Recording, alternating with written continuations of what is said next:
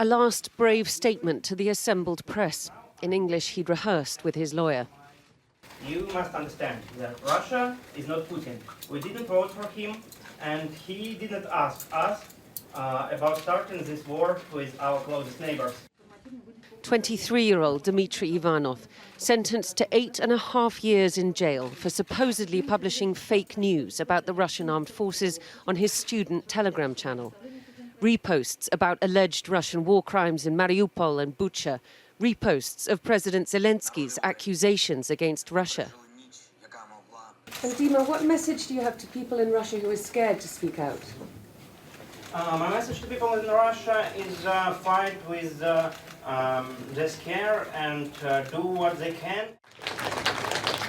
His lawyer clapped outside the courtroom for the work that she does.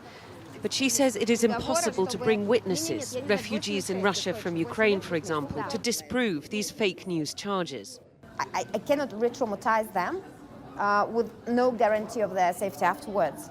And would you therefore be able, do you think, to use, for example, witness testimony of people who are in Bucha, who are now in Europe, video witness testimony in a Russian court? They denied us to take as evidence, even translated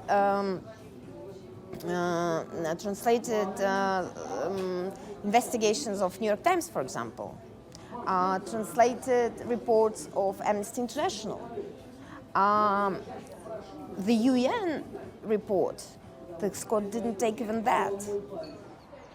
The only visible signs of protest in Moscow over the past few weeks were people leaving flowers here at the statue of a famous Ukrainian poet, Lesia Ukrainka, starting in January when a residential building in Dnipro was bombed. People were detained, but the flowers kept coming for weeks after, and again on the anniversary of the war. When people ask why don't the Russian people protest more, well, this is why. This is what having no freedom of speech actually means. Endless detentions, endless court hearings, the relentless one-way march of Russian justice.